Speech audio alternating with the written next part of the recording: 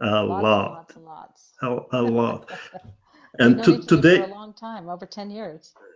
over 10 years, anybody who is participating in this presentation, we've been knowing each other for 15-ish, 14 years. And Shelley, she is a second member after myself. And the first person which ever knew that I started the Canada Real Estate Investors Club. And that's what we are running on a regular basis, right, Shelley? Yes, I yes. I am very proud to brag about that on a regular basis every time when we meet together, right? So Yes. today our goal is to introduce Shelley in different light, completely different than standard presentation. What I have in mind is this is more like personal introduction, what exactly Shelley has been doing, how she has achieved whatever she has achieved, and anything, whatever is just introduction to her personal point of view about real estate investing. And I hope that's okay with you, Shelley. Yes, sure, absolutely. So, Absolutely. so what have you made you decide to start real estate investing? A very good question. Hmm. I used to live in Saskatchewan, in Regina, Saskatchewan, and I worked for the phone company at the time. Hmm. And I'd always had an interest in real estate and I contemplated different times getting my real estate license. I was I had moved back to Regina from Saskatoon and I had decided I wanted to get a house with a revenue suite in the basement. And I had a hard time finding anything that I liked in a neighborhood that I liked. Sure. And so I ended up buying a house and I rented out rooms in the basement anyway for one thing or another. But then I decided to take a severance package from the phone Hmm. company. And my friend Carol McConaughey and I worked together at the phone company, and I found out she was also taking a severance package. We started Hmm. talking about, what's life going to look like after SaskTel, and we both indicated we had found out we had this mutual interest in real estate. So we thought, well, let's check into this a little bit further. And so we went out to see what was available, for education and training because we realized if we went out and got a little bit of education, we could get ourselves up and running much faster than if we just kind of floundered around on our own out there. And we started reading some books and listening to tapes and just doing a bunch of different stuff. And then we found a course that we could take some education on. We hired a Hmm. coach and a mentor that could help us, and off we went. We just, never looked back from there, kind of thing. Okay, and what kind? Oh, so you have kind of hired the coach and mentor, right? Yes. Yep. Do you see the value of having such kind of people involved in your real estate investing journey, or? Oh my gosh, it was critical to our success, really. Okay. And that he subsequently retired now, Hmm. and but we have kept in touch with him, all along. We've known him now almost 20 years, probably, and we don't talk to him that often anymore. But he was one of the people that we called regularly just to run things by him and talk to him. And he had come out to our home location in Regina and spent, 3 or 4 days with us and Hmm. helped us, put together a bunch of deals.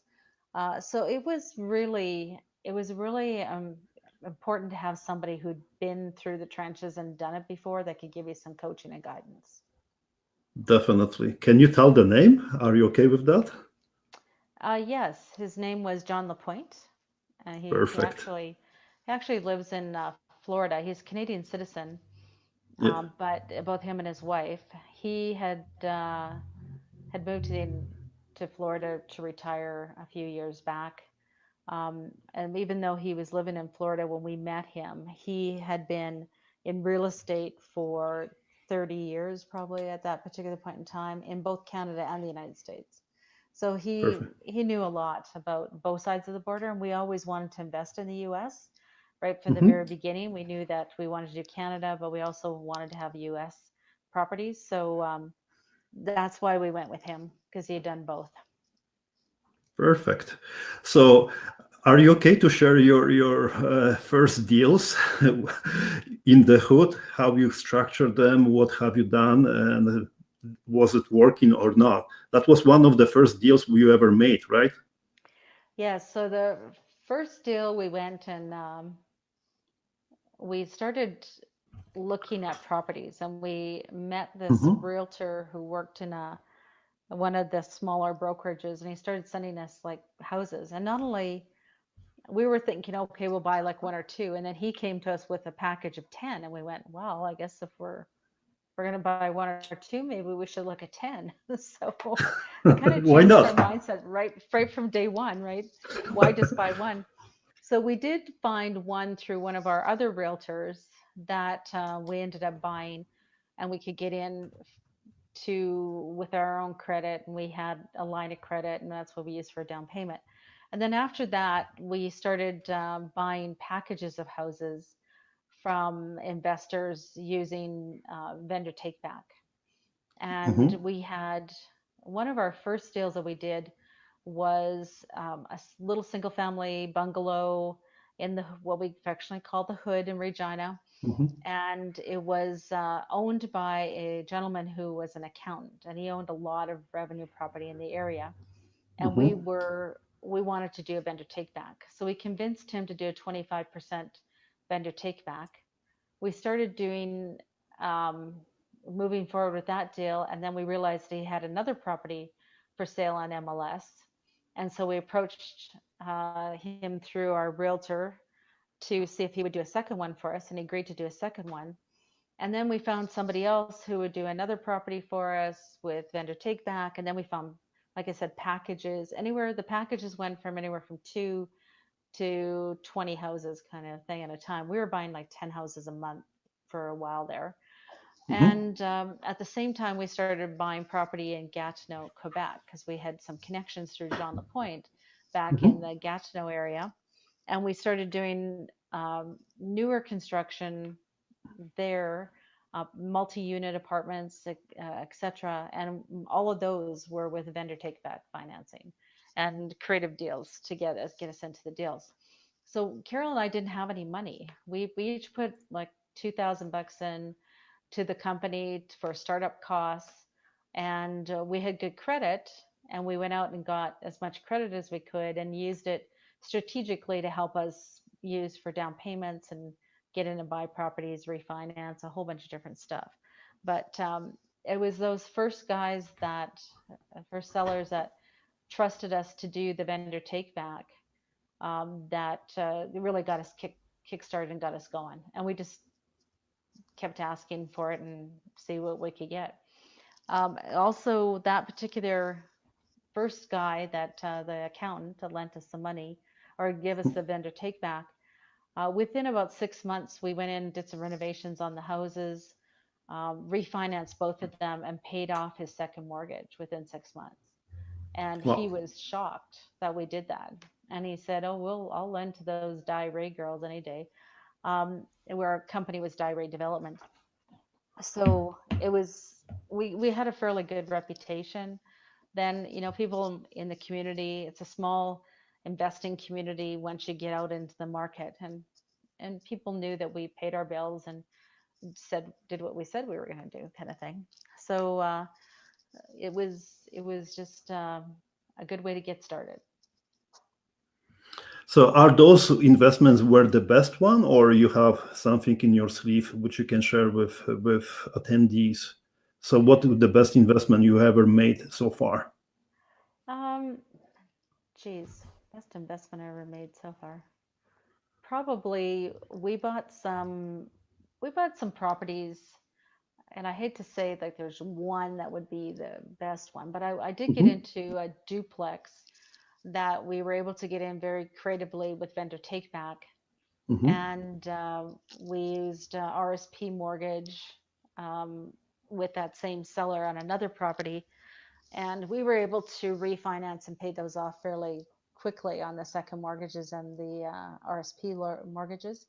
Even Mm-hmm. though I very much promote getting in with 100% financing, I think as investors, you need to be prudent and manage that risk. And you need to also increase your cash flow. I would highly recommend that if you get in with second mortgages, that you work on other strategies to bring in cash so that you can pay off those second mortgages, or force up the value so you can refinance and get those people paid back. So you don't have those extra payments and extra interest on there, and Hmm. you start having better cash flow for yourself. So we got in, we were able to refinance those within about a year after forcing up the value, increasing the rent, paid off the second mortgages and the RSP mortgage. Hmm. And we got great appreciation on that property. We held it for a number of years. It appreciated really, really well. We made a lot of money. We had another, couple properties like that. One of them was a rental property we were doing a rent to own on. The Hmm. gentleman just couldn't get the money together to do the rent to own after an extension. I think he was in there for about 4 or 5 years. But during that time, that property went from, I think we paid 40,000 for it, and it went up to 210 when we sold it. So we were able to take advantage of some pretty good appreciation during the time that we held a lot of our properties, and able to take advantage of that. And then we just take that money and reinvest it into something else, kind of thing. So um, Hmm. they're all, the deals are similar to some extent. There's little stories behind some of them, because some of them we just laugh over now, or the stuff that we did. And I've probably looked at a couple of thousand properties in North America, because I've been investing in the United States since 2003 as well. Hmm. And I've looked at properties all over North America, and uh, it's just, and we put in deals and offers all over the place. And you just try things, and if it works, it works. If it doesn't, it doesn't. You just move on. And certainly now, when I look back at what I knew then versus what I know now, I approach things a lot differently now, because I have a lot more experience. I've tried different things, right? So Oh, definitely. so So that will come up another question. So, what is your favorite investing strategy, and can you elaborate why? my favorite real estate investing strategy. Well, on single family homes, I really like rent to own. I feel you Hmm. get a better client, um, because they're a little more engaged in the process. The intent is that we get them to see themselves as the owners, and have them, take over the property at some point in time. It's I don't have to deal with the tenants and toilets and repairs the same way I would on a single family. That's right. Certainly getting into commercial is something that is attractive too, especially if you're in other parts of the country like Ontario, Quebec, where the landlord tenancy act is a lot stricter. When you get into the commercial side, you don't have to deal with the landlord tenancy act the same way. You have a contract, and it's based on what's going on with the contract. So I think that is attractive. But it's finding the right property on a commercial side that is sustainable in a downturn in the economy, because everything goes in cycles, and every 7 years or so we go through a downturn in the economy, and Mhm. as a result it impacts you know real estate. So you need to get something that can ride through that. Right now retail is having a hard time because so many people are shopping online. I wouldn't be going out and buying a mall right now, but I would buy perhaps a small commercial building where there's accountants, or um, medical personnel, doctors, dentists, etc. Because no matter what happens in the economy, you still need to go to the optometrist, you still need to go to the dentist, things like that. So it's just a matter of getting the right property. So I prefer now to look for bigger properties, and to Mhm. get into some land development is kind of where I've moved myself forward with. That's very interesting, right? Amazon and virtual stores taking over, right? So Hmm. interesting. Thank you Yeah, for that hint. we're still going to have a need for commercial retail space. Hmm. It's just how that looks is changing dramatically over Yeah. over time, right? Uh, just a simple example, not related to the real estate, right? I have noticed that people are going to stores to find out how that looks like Best Buy, how the TV look like, and they're buying somewhere else cheaper, right? So, and Right. that's what is Online or happening, something. right? So, yeah, Yeah. definitely something to consider. So, Yes. what kind of deals you have in your sleeve at this moment? Are you working on any at this? Of course, you're working, right? I am. I have, I've got several rent-own clients that I'm working with. Hmm. Um, I also have a couple of commercial land development kind of projects that I've got on the go, and I Hmm. also do funding. So I've been spending a lot of time helping people find non-traditional ways of funding their projects. So that's kind of where a lot of my effort has been the last couple of months. So Hmm. I always have stuff on the go, you know. I wholesale as one of my key strategies, and I wholesale all kinds of stuff. So it's you know, you never know, just whatever comes in the door. You know, as you get to more advanced in your business, um, you get most of my marketing comes through word of mouth. It's people I know, connections I've Definitely. made. People phone me because they know I can get something or other. So it's not like when I first started out. I had a different I had a different needs. I had to be out marketing on the newspaper or something like a Kijiji or Craigslist to drive business in. Business comes to me now just through the people that are in my network. And I have a huge network all over North America and outside of North America as well, Europe, etc. So yeah, word of mouth is one of the most powerful marketing strategies, and that takes time and effort and good recognition and definitely good tracking record with anybody, because people, if you make everybody happy, then automatically they will be referring your business, and you are very known persona in Canada and United States because of that, right? So Right. however, to the people which are marketing and starting real estate investing, that may be very challenging, right? And Hmm. we will be covering the topics about the differences, whatever marketing was looking like 5, 10 years ago versus what is today, right? We have to provide a lot of educational resources, a lot of value, right, in Right. return to just have a potential conversation, and there is a lot of automation, right? Well, and I'm that's, excited about that. So well, exactly. And I know that's certainly something that you've spent a lot of time on as well. Um, it's a different world from when different. I started, but yet at the same time, um, the reach that you can get as a real estate investor with the current technology that's available is so much greater than what Hmm. I could possibly accomplish when I first started. When I first started in this business, Kijiji didn't even exist. Craigslist didn't exist. And so now I can do so much marketing for free online through those kind of sources. Hmm. Um, you, I know a lot of people still do the old-fashioned stuff, like newspapers or whatever, and they still get a return. They still get business coming in. It's all about lead generation and having as many different ways to get people into your sales funnel as possible. Hmm. But certainly, Facebook, pay-per-click, all that type of stuff online has now changed our world dramatically. And your reach now is not just your local community, it's all over the world. And it's all about building that tribe or that community that starts Hmm. following you. And who knows where your next lead may come from. And so it's exciting new business. I'm looking at people coming into this and going, wow, they just have so many more potential opportunities than I had in my little market in Regina, Saskatchewan.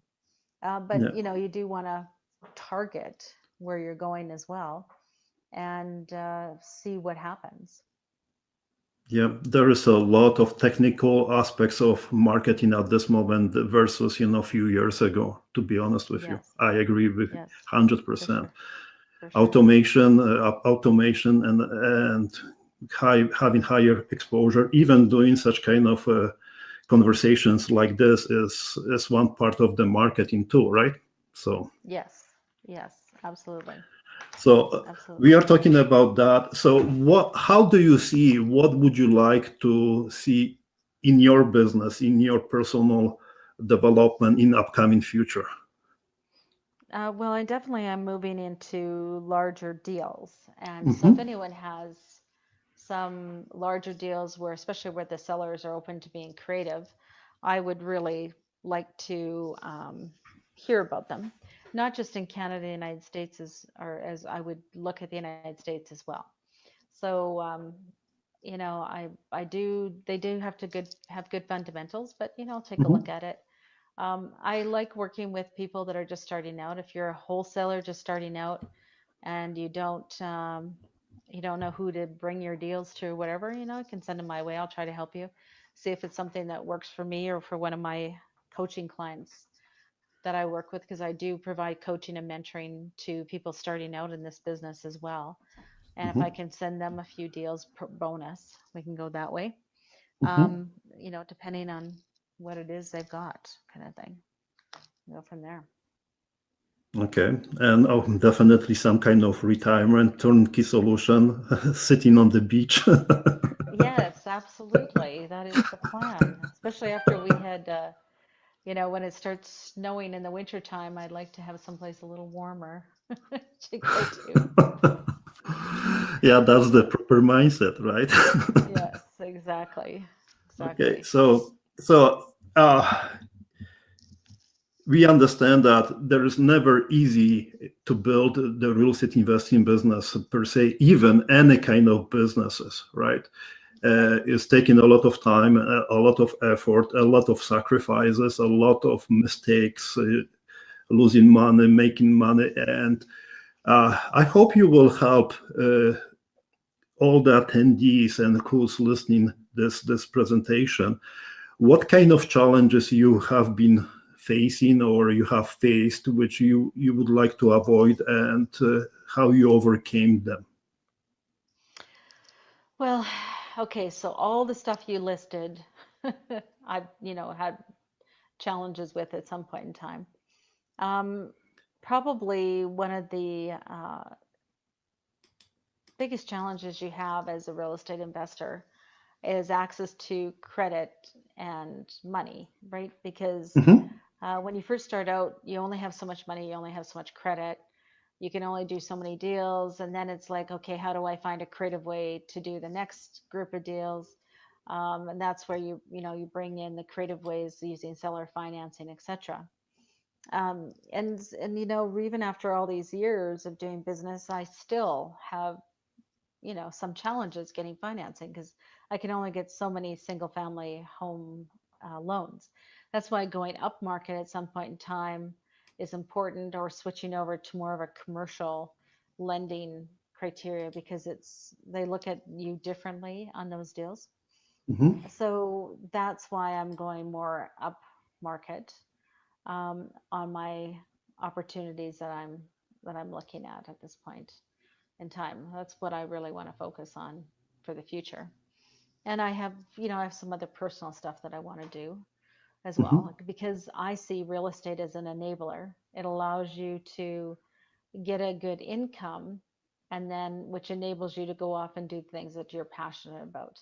Spending time with friends and family, if you're into music, you love to travel, you want to spend more time with your kids, whatever it happens to be. Once you know that you have that income coming in, Hmm. and you can kind of breathe a sigh of relief and focus on what's more important to you, then I think that's the way it should be. Definitely. So there is a proven information that every multimillionaire has a more than six stream of income, right? So real estate investing can be very, very beneficial. But as you mentioned, also you get into the finances, and hopefully at one point we will have a pleasure talking about that with our members.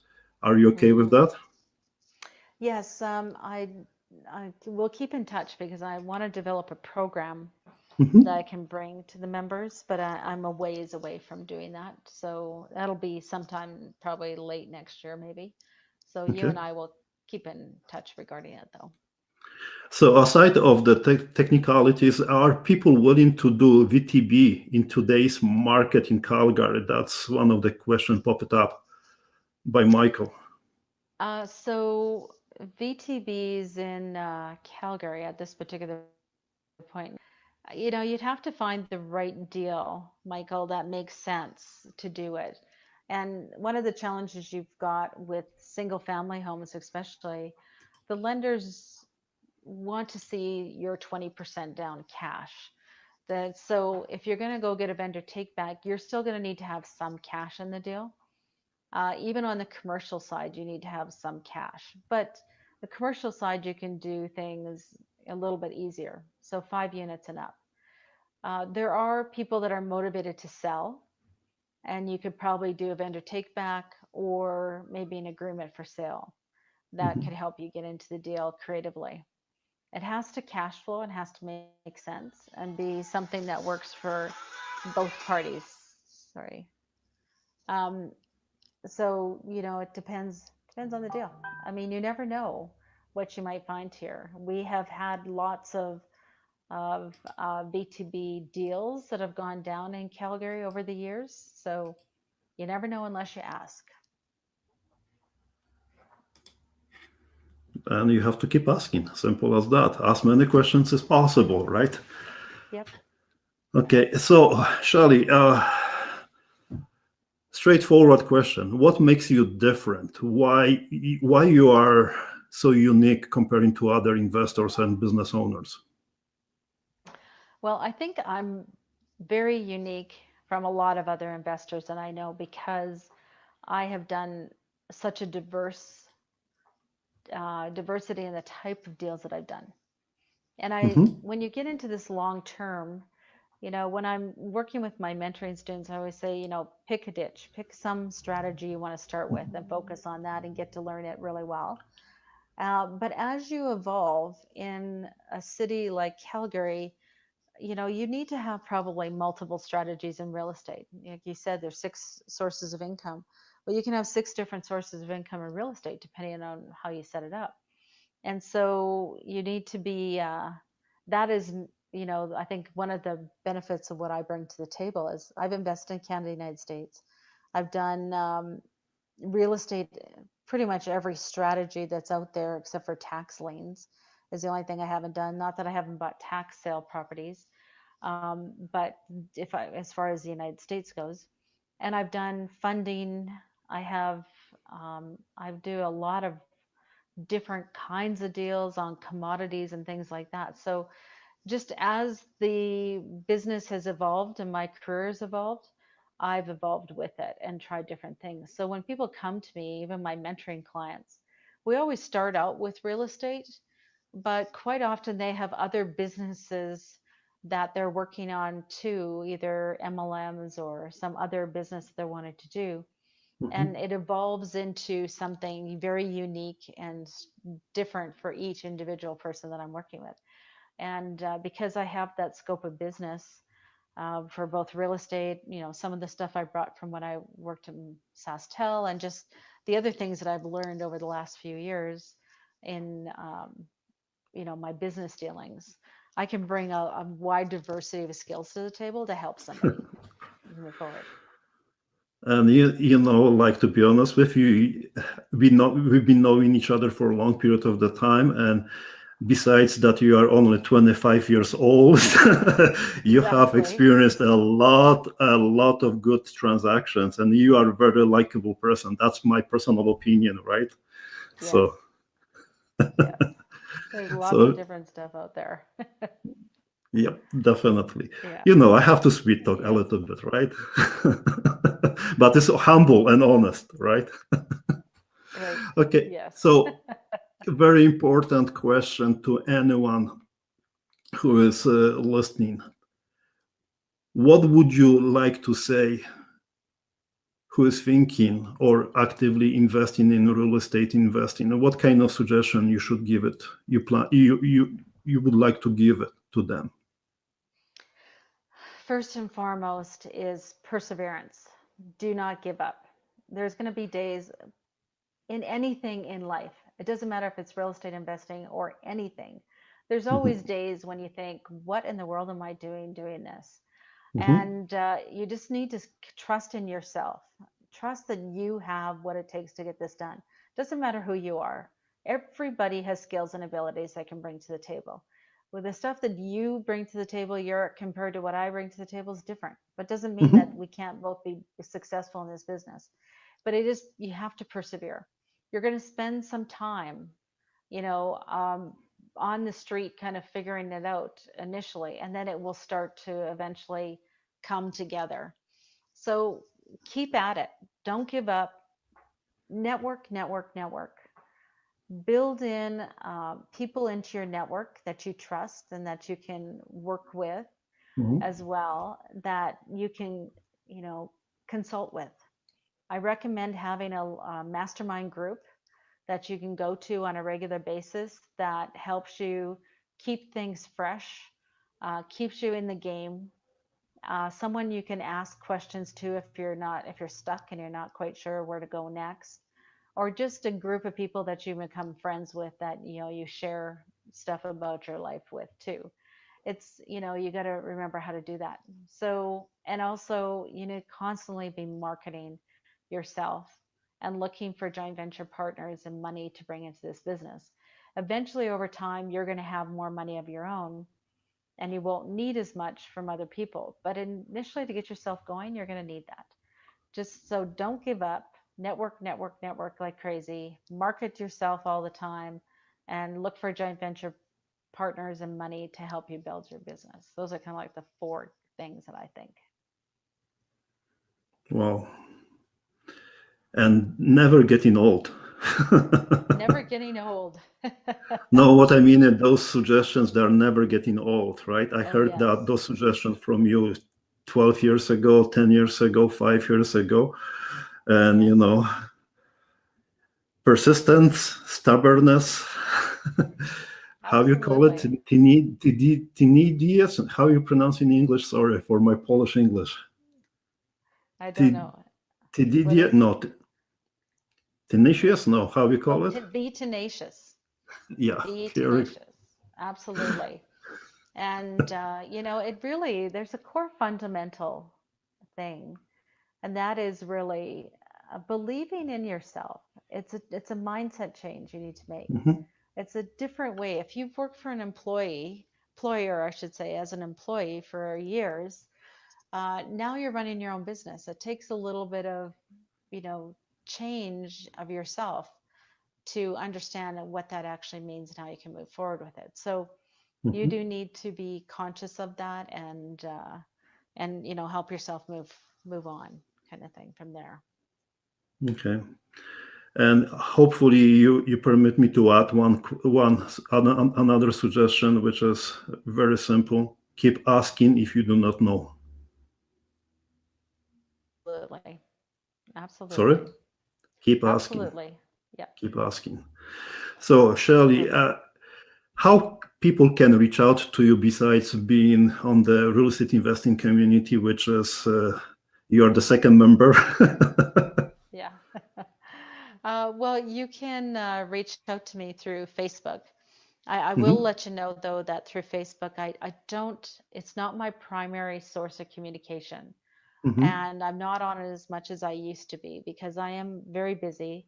I use WhatsApp, I use Skype, I mhm, use, you know, texting, phone calls, emails. I've got multiple email addresses. I don't always go to Facebook because I've got a lot other stuff going on and it's hard to keep on top of all of those. mhm. I use IMO and Signal too to some extent, but WhatsApp and Skype I'm on a daily basis. So, you know, if you can find me, you can, well, my name, you see my name, how to get a hold of me, just reach out and we'll and touch base and we'll see what we can do to help each other. Okay, so thank you very much, Shelley. I will conclude the conversation. If you have any final thoughts, any suggestions, please share with us. And I will be very excited to have you on other presentations, and having coffee anytime when you like, with glass of wine. And my lovely lady will be very happy to see you. Yes, I would love it too. We definitely need to do that. We can't let it go as long as we had before when we got together. We need to get together more often. Definitely, guys. So thank you very much for listening to us and participating. And we are not going anywhere, right, Shelley? Right. Yes, Thank you very much. exactly. Well, thank you very much, Yerrick, for inviting me to come on. I am always very, very grateful and thankful that I have you as a friend in my life. And thank you very much for coming to invite me to come on today. And thank you for everybody that's listening to the podcast as well. Appreciate your time and wish you all the very best. So happy investing.